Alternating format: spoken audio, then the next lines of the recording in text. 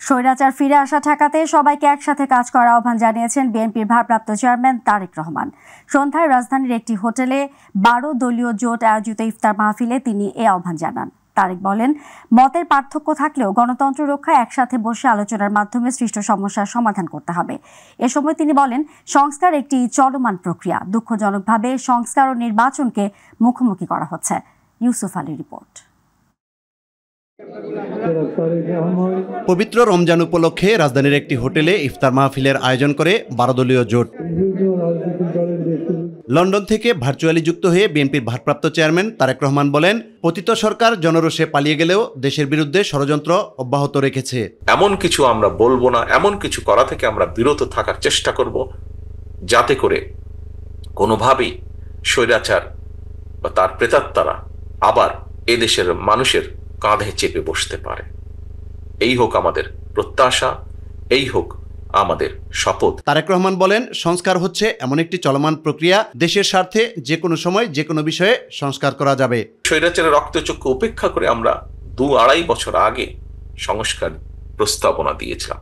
আমরা দেখছি একটি পরিস্থিতির উদ্ভব হচ্ছে, সংস্কার এবং নির্বাচনকে মুখোমুখি দাঁড় করানো হচ্ছে। সংস্কার শেষ হয় না, সংস্কার চলমান প্রক্রিয়া। আমরা একটি জায়গায় আসব, একটি জিনিসের ভালো কিছু করব, ভালো পরিবর্তন করব, পরবর্তীতে আরো বেটার কিছু করার চেষ্টা করব। পরিবর্তিত পরিস্থিতি সময়ের সাথে যখন আরো এগিয়ে যাবে, সেটিকে আমরা আরো ভালো করার চেষ্টা করব। ভিন্ন মত থাকলেও স্বৈরাচার বিরোধী ঐক্য ধরে রেখে দেশের স্বার্থে সবাইকে একসাথে কাজ করার আহ্বান জানান তারেক রহমান। রাজনৈতিক ভিন্ন মত আছে, আদর্শ সবার এক নয়, কিছু কিছু ভিন্নতা আমাদের আছে, কিন্তু একটি জায়গায় আমরা সকলে এক।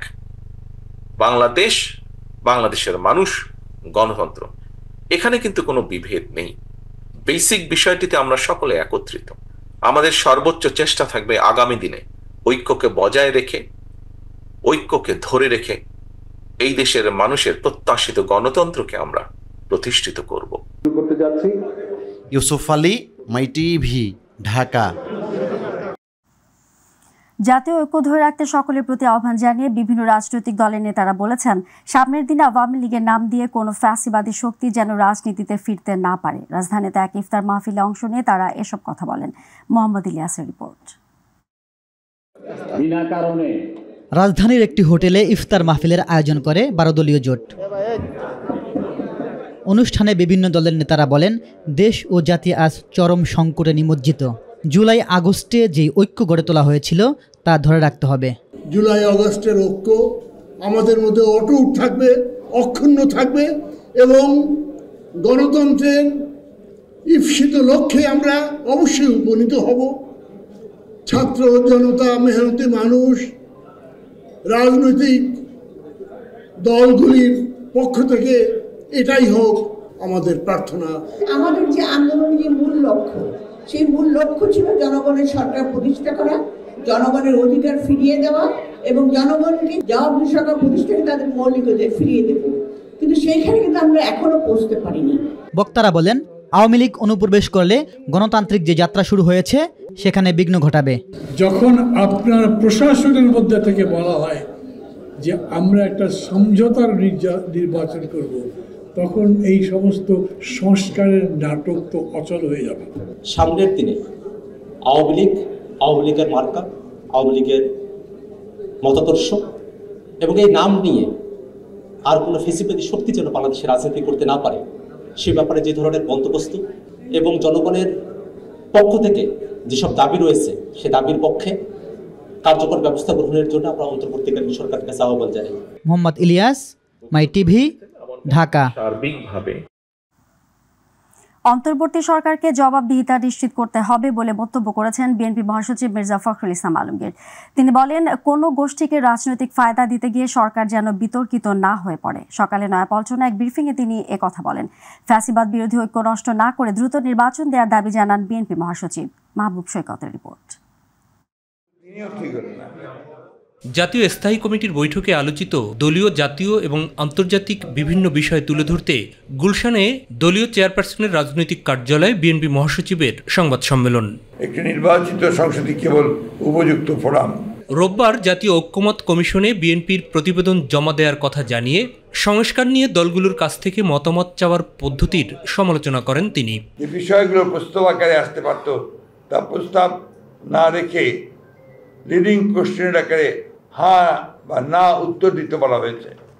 যেমন প্রস্তাবগুলো গণপরিষদের মাধ্যমে বাস্তবায়ন চাই কিনা হ্যাঁ বা না বলুন, কিন্তু প্রথমে সিদ্ধান্ত আসতে হবে যে গণপরিষদের প্রস্তাবে আমরা একমত কিনা। সংস্কারকে ইস্যু বানিয়ে নির্বাচন পিছিয়ে দেওয়ার বিতর্কের কোনো সুযোগ নেই বলেও মন্তব্য করেন বর্ষিয়ান এই রাজনীতিবিদ।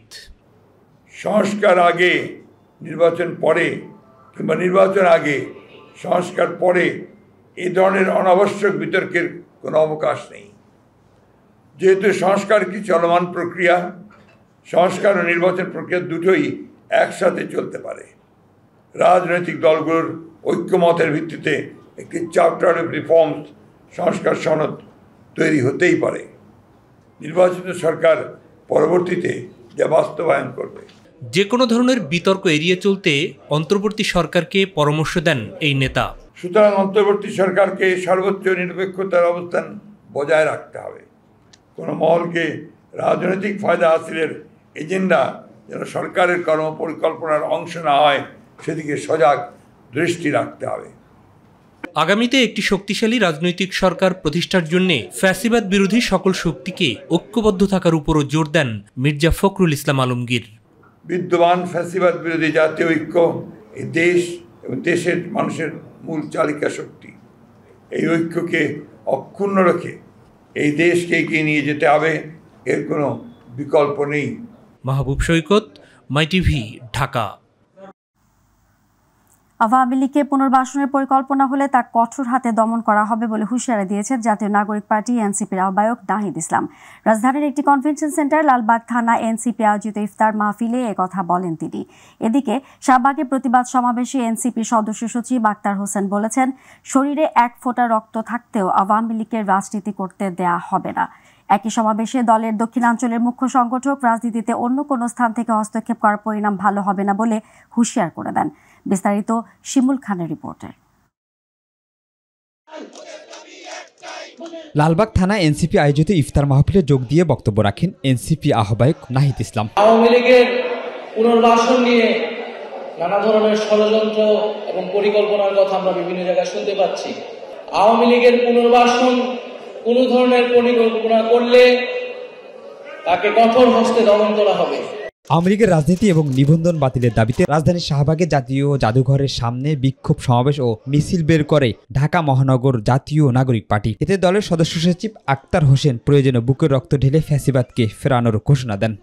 সাম্য, মানবিক মর্যাদা, সামাজিক সুবিচারের কথা বলে যে মুক্তিযুদ্ধ হলো, তারপরে আওয়ামী লীগ ক্ষমতায় এসে বাংলাদেশে গণতন্ত্রের বদলে বাংলাদেশে তারা পাকশাল কায়েম করেছিল। জাতীয় নাগরিক পার্টির দক্ষিণাঞ্চলের মুখ্য সংগঠক হাসনাত আব্দুল্লাহ অন্য কোনো শক্তির মাধ্যমে রাজনীতি নিয়ন্ত্রণের ফল ভালো হবে না বলে হুঁশিয়ারি দেন। আবার যদি কেউ আওয়ামী লীগকে আবার পুনর্বাসিত করতে চায় তাহলে তার জীবন দিয়ে সেই দায় আবার পুনর্বাসিত করতে হবে। প্রিয় সহযোদ্ধা, আমরা আপনাদেরকে বলতে চাই, পরবর্তী বাংলাদেশ হবে next Bangladesh is without Awami League. সমাবেশ শেষে বিক্ষোভ মিছিল অনুষ্ঠিত হয়। এদিকে রংপুর ডিভিশন ফোরাম রিপোর্টার্সের ইফতার মাহফিলে যোগ দিয়ে এনসিপির মুখ্য সংগঠক সার্জিস আলম বলেন, এনসিপির সঙ্গে সেনাবাহিনীর কোনো দ্বন্দ্ব নেই। রংপুর বিভাগ অনেকটাই পিছিয়ে আছে অনেক দিক থেকে। এখন এই রংপুর বিভাগকে এগিয়ে নিয়ে যাওয়া শুধুমাত্র রাজনৈতিক দলের যারা রাজনৈতিক ব্যক্তিবর্গ রয়েছেন তাদের দ্বারা সম্ভব নয়। শিমুল খান, মাই টিভি, ঢাকা। আগামী 48 ঘন্টার মধ্যে আওয়ামী লীগ নিষিদ্ধের ব্যাপারে সিদ্ধান্ত না আসলে সারা দেশ থেকে ঢাকা অবরোধ করার ঘোষণা দিয়েছে জুলাই আন্দোলনে আহতদের সংগঠন ওয়ারিয়র্স অফ জুলাই। ঢাকা বিশ্ববিদ্যালয়ের রাজু ভাস্কর্যের সামনে বিক্ষোভ মিছিল শেষে অবস্থান নিয়ে ঘোষণা দেন জুলাই আন্দোলনে আহতদের সংগঠন ওয়ারিয়র্স অফ জুলাইয়ের নেতারা। এ সময় তারা বলেন, আহতদের পঙ্গুত্বের থেকে বের করে সাধারণ জীবন ফিরিয়ে না দিয়ে, আমাদের শহীদদের জীবন ফিরিয়ে না দিয়ে আওয়ামী লীগের পুনর্বাসন এদেশে করতে দেয়া হবে না। এ সময় শেখ হাসিনার বিচার না হওয়া পর্যন্ত রাজপথ না ছাড়ার ঘোষণা দেন তারা। আওয়ামী লীগকে পুনর্বাসন করতে দিতে চাই তাহলে আমাদের প্রায় 2000 ভাইয়ের জীবন ফিরিয়ে দিতে হবে। এই বাংলার মাটিতে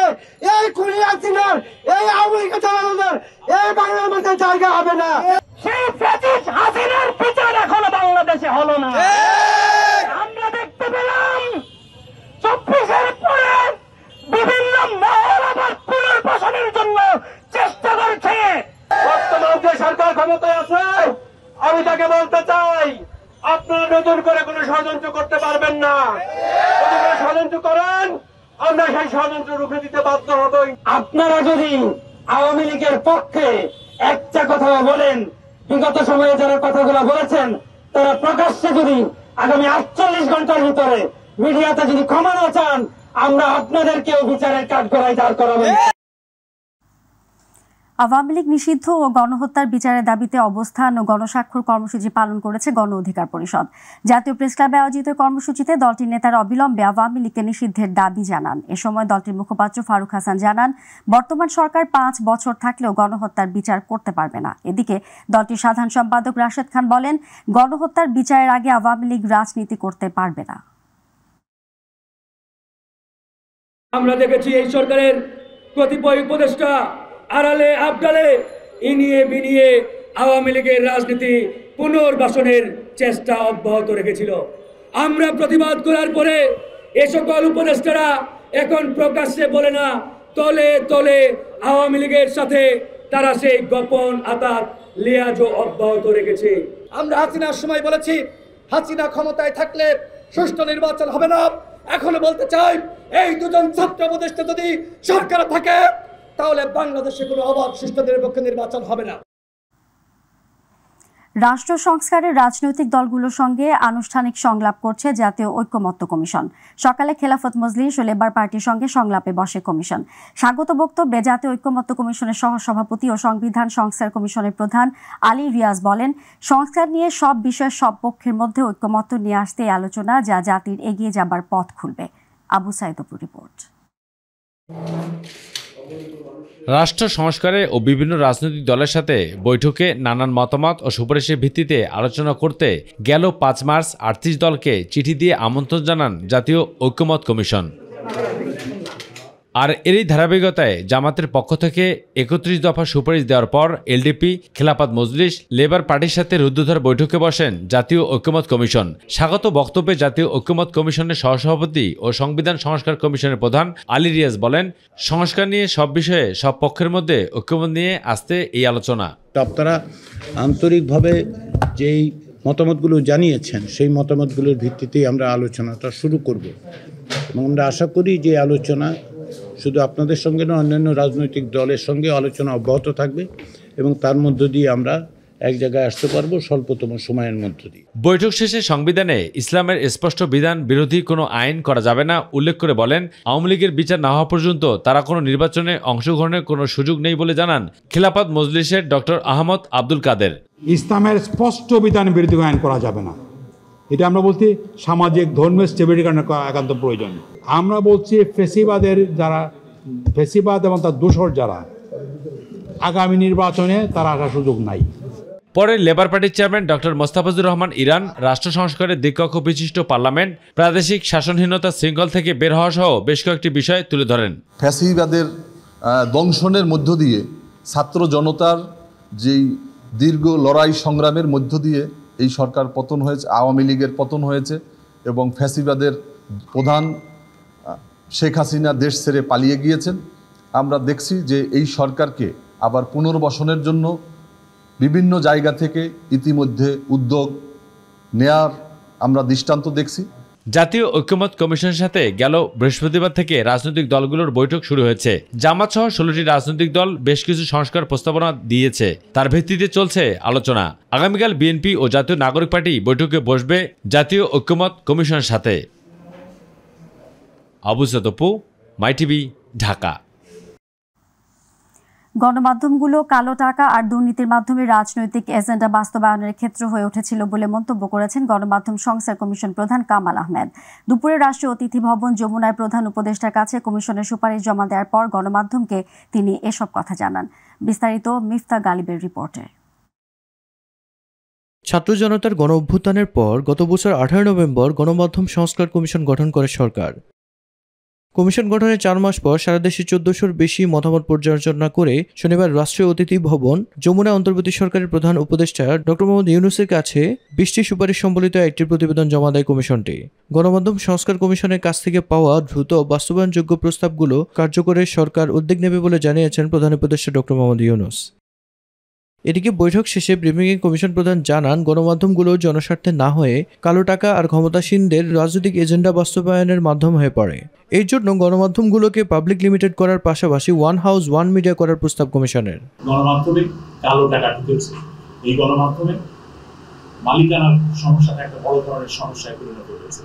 মালিক হয়েছেন কারা আমরা জানি না, কি পদ্ধতিতে তারা মালিক হয়েছে। যে যারা ক্ষমতায় আসতে পারে বা যারা যে ক্ষমতা যে রাজনৈতিক শক্তির উত্থান ঘটছে বলে মনে হচ্ছে, তাদের সাথে এক ধরনের লিয়াজও করা দরকার, যোগ সাদস্য স্থাপন করা দরকার, যোগাযোগ স্থাপন করা দরকার। কমিশন সাংবাদিকদের সুরক্ষা ও নিরাপত্তার জন্য সুরক্ষা আইন করার পাশাপাশি আর্থিক নিরাপত্তা বাস্তবায়নেও সুপারিশ করে জানিয়ে তিনি বলেন, এটি বাস্তবায়নে এন্ট্রি লেভেলের গণমাধ্যম কর্মীদের জন্য বিশেষ নবম গ্রেডের সমান বেতন ও ঢাকা ভাতা চালু করতে হবে। যে সাংবাদিকদের নিরাপত্তা দরকার, সাংবাদিকরা নিরাপত্তার হুমকি আসে শারীরিক হামলা, আইনগত হামলা এবং হুমকি ধামকি, এগুলো নানা ধরনের বিষয়ের মধ্য দিয়ে। এগুলোর থেকে সুরক্ষা দেওয়ার দায়িত্ব রাষ্ট্রের। আমরা সেই জন্য রাষ্ট্রকে সেই দায়িত্ব দিয়ে সাংবাদিকতা সুরক্ষা আইন করার জন্য করেছি। বিসিএস ক্যাডার সার্ভিসে যে প্রবেশের যে জায়গাটা, সেই ইকুয়াল লেভেলে, অর্থাৎ বিসিএস ক্যাডার সার্ভিসের নবম গ্রেডের যে বেতন স্কেল, সেই বেতন স্কেলের সাথে সঙ্গতি রেখে সাংবাদিকদের এন্ট্রি লেভেলের বেতনটা হতে হবে। বিটিভি রাজনৈতিক দলের পুনর্বাসন কেন্দ্র হয়ে পড়েছে, তাই বিটিভি, বেতার কিংবা বাসসহ সরকারি গণমাধ্যমগুলোকে স্বায়ত্তশাসনের আওতায় নিয়ে জাতীয় একটি সম্প্রচার সংস্থা ও স্বাধীন গণমাধ্যম করার সুপারিশ করা হয়েছে বলে জানান গণমাধ্যম সংস্কার কমিশন প্রধান। মিফতা গালিব, মাই টিভি, ঢাকা। দর্শক, এ পর্যায়ে রয়েছে মাই টিভি বিশেষ।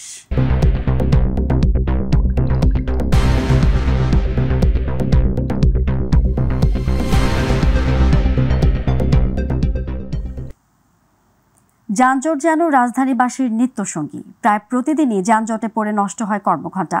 আর এই যানজটের অন্যতম কারণ ফিটনেসবিহীন লক্কর ঝক্কর বাস। কোনো নিয়ম নীতি তোয়াক্কা না করে রাজধানী জুড়ে দাপিয়ে বেড়াচ্ছে এসব বাসগুলো। ঈদকে কেন্দ্র করে এই ফিটনেসবিহীন গাড়িগুলো শুধু রাজধানী নয়, সারা দেশের সড়ক দুর্ঘটনার অন্যতম কারণ হতে পারে বলে মনে করছেন যোগাযোগ বিশেষজ্ঞরা। আরও জানাচ্ছেন রাকিব হাসান। রাজধানী জুড়েই চলছে গণপরিবহনে নৈরাজ্য। কোনো নিয়ম নীতির তোয়াক্কা না করেই এক প্রান্ত থেকে অন্য প্রান্তে ছুটে বেড়াচ্ছে ফিটনেসবিহীন লক্করজক্কর বাসগুলো। ফিটনেসবিহীন গাড়ি রাস্তায় নামানোর অনুমতি না থাকলেও তা মানছেন না বাস মালিকরা। দেশে প্রায় প্রতিদিনই সড়ক দুর্ঘটনায় প্রাণ হারাচ্ছে মানুষ, সেই সঙ্গে সড়কে যানজট যেন এখন নিত্যচিত্র। বাংলাদেশ সড়ক পরিবহন মালিক সমিতির তথ্য মতে রাজধানীতে চলাচলকারী ৭৪ কোম্পানির মধ্যে ৩৬টি কোম্পানির গাড়ি সড়কে চলাচলের অযোগ্য। রাজধানী ঢাকার বিশৃঙ্খল গণপরিবহনে শৃঙ্খলা প্রতিষ্ঠা, লক্করজক্কর বাস উচ্ছেদ করে মানসম্মত উন্নত গণপরিবহন চালু করতে উদ্যোগ নিয়েছে অন্তর্বর্তী সরকার। ঢাকা মহানগরীর ২০ বছরের পুরনো বাস মে মাসের মধ্যে উচ্ছেদ করার নির্দেশনা দিয়েছে সড়ক পরিবহন ও সেতু মন্ত্রণালয়। আগাম প্রস্তুতি হিসেবে ঢাকার সব রোড বিলুপ্ত করে ৯টি রুটে ৯ রঙের উন্নত বাস পরিষেবা চালুর নির্দেশনাও দেয়া হয়েছে। তবে সরকারের এমন নির্দেশনার অপব্যবহার করে নতুন উন্নত বাসের বদলে ২০ থেকে ৪০ বছর যাবৎ নগরীতে চলাচলরত মেয়াদ উত্তীর্ণ লক্করজক্কর ফিটনেসবিহীন বাস রাতারাতি গোলাপি রং করিয়ে চলাচলের উদ্যোগ নেওয়া হয়েছে বলে অভিযোগ বাংলাদেশ যাত্রী কল্যাণ সমিতির মহাসচিব মোহাম্মদ মোজাম্মেল হক চৌধুরীর। সারা বাংলাদেশে লক্ষ্য করছে প্রায় ৩ থেকে ৪ লাখ ফিটনেসবিহীন যানবাহন সড়কে চলাচল করছে। উপরে কেবল লিপস্টিক লাগিয়ে গোলাপি রং ধারণ করলে অথবা পিঙ্ক কালার রং ধারণ করলেই এটার যাত্রী সেবার মান উন্নত হয় না, এটার আসনের অবস্থাও উন্নতি হয় না এবং ভেতরে যাতায়াতের যে নারকীয় পরিবেশ সেখান থেকে আমরা আসলে কোনোভাবে মুক্তি পাচ্ছি না। এদিকে সড়ক দুর্ঘটনা ও যানজটের প্রধান কারণ হিসেবে মেয়াদ উত্তীর্ণ লক্করজক্কর গাড়িগুলোকে দায়ী করছেন যোগাযোগ বিশেষজ্ঞ বাংলাদেশ প্রকৌশলী বিশ্ববিদ্যালয়ের সহকারী অধ্যাপক সাইফুন নেওয়াজ। অনেক ক্ষেত্রে দেখা যাচ্ছে যে ছোট ছোট গাড়ি যেগুলো হয়তো ঢাকা শহরের ভিতরে চলতো সেগুলো দেখা যাত্রী নিয়ে বেরোয় চলে যাচ্ছে, এবং এই গাড়িগুলোর চালকরা কিন্তু আসলে মহাসড়কে চালাতে অভ্যস্ত না। দ্বিতীয় হচ্ছে গাড়িগুলো লং জার্নির জন্য ফিট না। যানজট মুক্ত জনবান্ধব সড়কের জন্য বাস রুট ফ্র্যাঞ্চাইজিস ব্যবস্থা আনার পরামর্শও দেন তিনি। শহরের যানজট নিয়ন্ত্রণের জন্য কিন্তু আমাদের বাস রুট ফ্র্যাঞ্চাইজিতে যেতে হবে, কারণ আমরা বাস রুট ফ্র্যাঞ্চাইজি সিস্টেমটাকে নষ্ট করার জন্য আমার মনে হয় বিভিন্নভাবে চেষ্টা করা হচ্ছে, এবং তার মধ্যে নতুন করে দেখা গেলো ওই পুরনো সিস্টেমেই নতুন পুরনো গাড়িকে আমরা রংচং করে চালাচ্ছি কাউন্টার বেস, বাট এটা বেশি দিন থাকবে না। দেখা যাবে যে এখনই কিন্তু দেখা যায় একই রুটে অন্য যানবাহনের সাথে তাদের প্রতিযোগিতা থাকছে। রাকিব হাসান, মাই টিভি, ঢাকা। রমজানের শেষ ভাগেও গাজায় নির্বিচারে হামলা চালিয়ে যাচ্ছে বর্বর ইসরায়েল। এতে ফুঁসে উঠেছে মুসলিম বিশ্ব। গেল কয়েকদিন বিক্ষোভ করছেন বাংলাদেশের মুসলিমরাও, আর এবার গাজার শিশুদের প্রতি সহমর্মিতা জানাতে ঢাকার রাস্তায় নেমে প্রতিবাদ জানায় শিশুরাও। আফজাল হোসেনের রিপোর্ট। গাজায় ইসরায়েলি বর্বর হামলায় নিহতদের মধ্যে বেশিরভাগই নিরীহ নারী ও শিশু। দখলদার ইসরায়েলের এমন হামলা নাড়া দিয়েছে হাজার মাইল দূরের বাংলাদেশি শিশুদেরও। তাই এর প্রতিবাদে প্রেস ক্লাবের সামনে প্ল্যাকার্ড হাতে সহমর্মিতা জানাতে আসে শিশুরা। রমজান মাসের শেষ ভাগে যখন মুসলিম বিশ্ব ঈদ উদযাপনের প্রস্তুতি নিচ্ছে, তখন গাজায় একের পর এক গণহত্যার প্রতিবাদে রাস্তায় নামেন জামাতে ইসলামীর মহিলা শাখার নেত্রীরাও। ক্ষোভ প্রকাশ করেন মুসলিম বিশ্বের নেতাদের নীরবতায়। প্রতিদিনই সেখানে প্রায় 12 জন শিশু প্রতিদিনই একটা দুটো পা হারাচ্ছে, নারী শিশু মৃত্যুবরণ করছে, অনেক নারীরা অ্যানেস্থেসিয়া ছাড়া এই যুদ্ধের মধ্যে শিশু জন্ম দিচ্ছে। আমরা আসলে কোরআন থেকে দূরে সরে গিয়েছি, আমাদের ঐক্যের বন্ধন শিথিল হয়ে গিয়েছে। এজন্য কিন্তু পুরো ইহুদি মাত্র কয়েকটি গোষ্ঠী আমাদের উপরে শুধু মুসলিম বিশ্বকে নিপীড়ন চালাচ্ছে।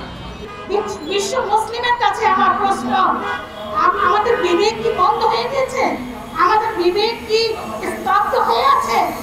যেখানে আমাদের মুসলিম ভাইদেরকে লাশের বন্যা হয়ে যাচ্ছে, রক্তের বন্যায় তারা সাঁতরাচ্ছে, যেখানে মুসলিম উম্মাহকে নির্বংশ করার জন্য নারীদেরকে হত্যাযজ্ঞ চালানো হচ্ছে, সেই ইসরায়েল আজকে বুক ফুলিয়ে তারা বিশ্ব চড়ে বেড়াচ্ছে। কিন্তু কেন আজকে মুসলিম উম্মাহ নীরব? মানববন্ধন থেকে ইসরায়েলের প্রধানমন্ত্রী বেনিয়ামিন নেতানিয়াহুকে কড়া শাস্তির আওতায় আনার আহ্বান জানান নেত্রীরা। এতে অংশ নেন ঢাকা মহানগরী দক্ষিণের মহিলা বিভাগের কয়েকশো কর্মী। আফজাল হোসেন, মাই টিভি, ঢাকা। অবরুদ্ধ গাজা নিরীহ ফিলিস্তিনিদের ওপর ইসরায়েলের হামলার প্রতিবাদে জাতীয় প্রেস ক্লাবের সামনে সমাবেশ করেছে গণফোরাম।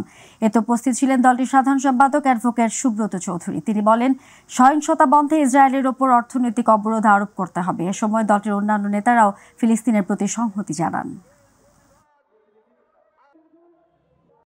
সারা বিশ্বে মানবতাবাদী সংগঠনগুলো ঐক্যবদ্ধভাবে নেতানিয়াহুর বিরুদ্ধে কঠিন এবং কঠোর ব্যবস্থা গ্রহণ করতে হবে। ইসরায়েলি নামক একটি বিস্ফোরককে পৃথিবীর থেকে আমরা উচ্ছেদ করে দেব, নিশ্চিহ্ন করে দেব। ঈদের এখনো 10 দিন বাকি থাকলেও জমে উঠেছে রাজধানীর ফুটপাত থেকে শুরু করে সব ধরনের বিপণী বিতান। অভিজাত শপিং মলগুলো ক্রেতাদের পদভারে বেশ জমজমাট। সব বয়সের মানুষের সরব উপস্থিতি জানান দিচ্ছে আসছে খুশির ঈদ। তবে অতীতের মতো প্রতিবেশী দেশের আলোচিত কোনো চরিত্রের পোশাকের আধিপত্য এবার নেই বললেই চলে। তাপস চন্দ্র দাসের ক্যামেরায় আবু সাইদ উপর রিপোর্ট। পবিত্র রমজানের মাঝামাঝি যখন অতিক্রান্ত, তখন প্রতি বছরের মতো এবারও রাজধানীসহ সারা দেশে জমে উঠেছে ঈদের বাজার ও কেনাকাটা। ঈদ মানেই একরাশ খুশি, রাশি রাশি আনন্দ, আর তা ধনী থেকে গরিব প্রায় সর্বত্রই সম্প্রসারিত। নিউ মার্কেট এলাকার চিত্র এটি। এখানে ঈদকে সামনে রেখে জমজমাট সব ধরনের বিপণী দোকানগুলোতে ক্রেতাদের পদভারে যেন মুখর। পবিত্র ঈদুল ফিতরের আনন্দকে বহুগুণ বাড়িয়ে দেয় আর বর্ণিল করে তোলে রকমারি ডিজাইন, বাহির রঙের কাপড় ও নকশায় বানানো পোশাক। তা শিশু থেকে বয়োবৃদ্ধ যে কোনো বয়সের হোক না কেন ছুটে আসছেন ঈদের বাজারে। ঈদ মানে তো একটা আনন্দ, তো সবারই কেনাকাটার জন্য আমরা নিউ মার্কেটে আসি যাতে একটু কমের মধ্যে পাই। তো এবছর দেখতেছি সবকিছুর দাম অনেকটা বেশি।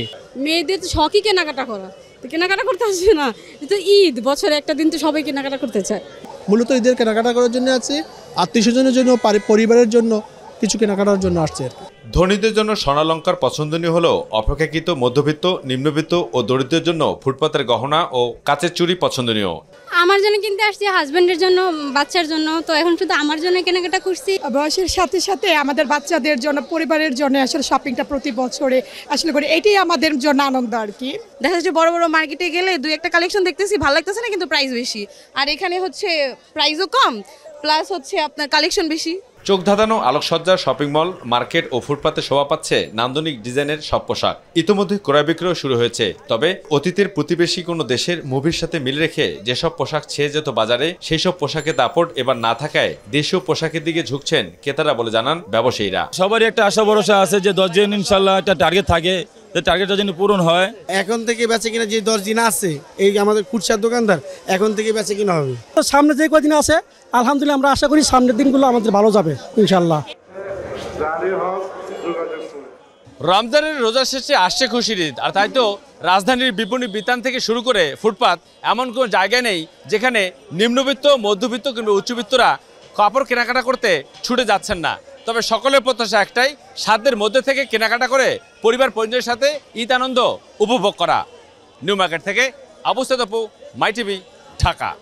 টেলিভিশন নাট্য পরিচালকদের বড় সংগঠন ডিরেক্টরস গিল্ড বাংলাদেশে 2025-2027 সালে নবনির্বাচিত কার্যনির্বাহী পরিষদের অভিষেক হয়েছে। শনিবার রাজধানীর বিজয় সরণির এক রেস্টুরেন্টে আয়োজিত অনুষ্ঠানে উপস্থিত ছিলেন দেশের স্বনামখ্যাত নাট্য নির্মাতারা। তারা জানান, দেশের নাট্যশিল্পের সমৃদ্ধি অর্জনের ক্ষেত্রে ডিরেক্টরস গিল্ড বিরাট অগ্রণী ভূমিকা পালন করে চলেছে।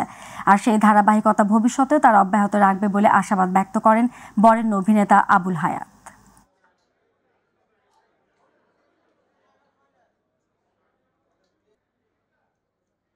কার্যনির্বাহী পরিষদের অর্থ সম্পাদক আবু রায়হান জুয়েল, ফিরোজ খান।